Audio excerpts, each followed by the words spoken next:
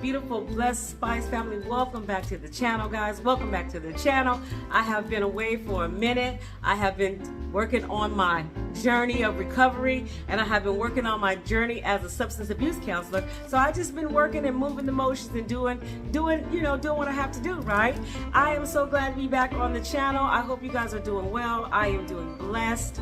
Today I'm wearing my pink stunner shades right here with my shirt that I have on that very comfortable, and I like the color and the style. So let's get right into it, you guys. Today I'm going to be talking about something that is so dear to my heart, that is close to my heart, body, soul, and mind. And I'm just so proud of myself for my 5 years of recovery, of being a recovering alcoholic.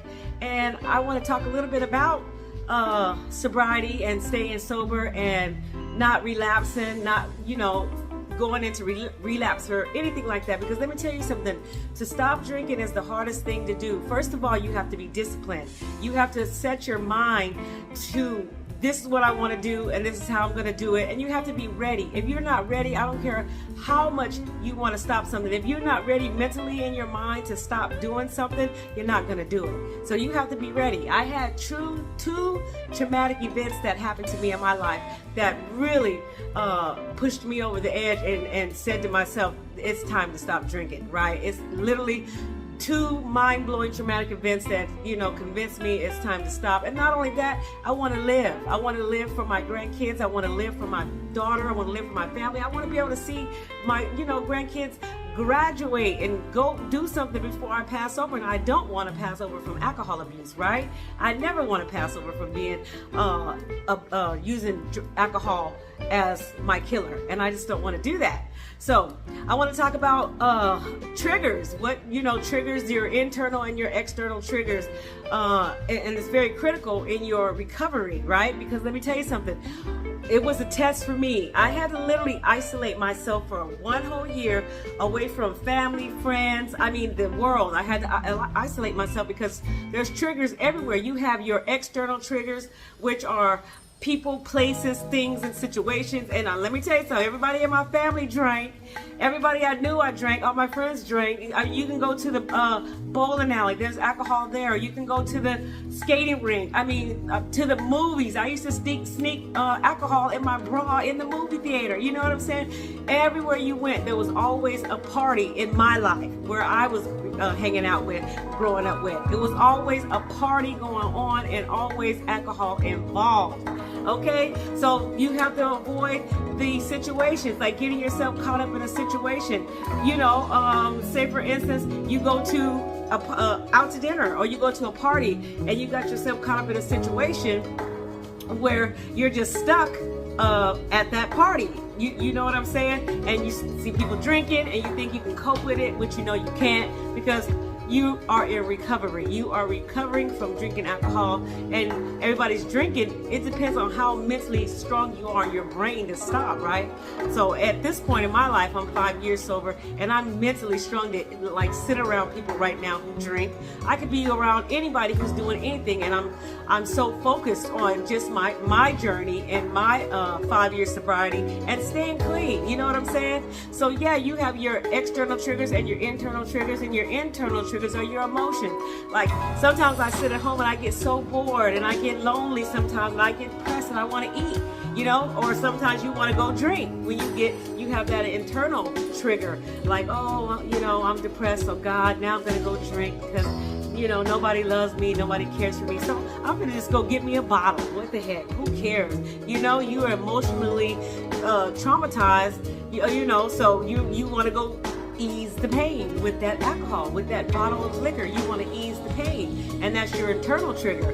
When you're becoming a recovering alcoholic, you're going to always have triggers around you everywhere you go. I don't care where it is. You could have a trigger waking up in the morning and thumping your toe, and you be like, oh, I'm just going to go get me a drink just to ease this pain, So I have been really good with my triggers. I really have became humble in my sobriety. I have changed a lot of things in my life. I have changed definitely the way I think. You have to change the way you think, because if you don't change the way you think, you cannot get through this process of being a recovering alcoholic. If you keep on thinking the same thing, it's not going to work. You have to definitely change the way you think. You have to change the people, your environment, you know. And even if you don't change it, because like I have, like I said, a lot of family members, and my true test is when I went home and my mother passed away, 2021. I had to go home and everybody still drank.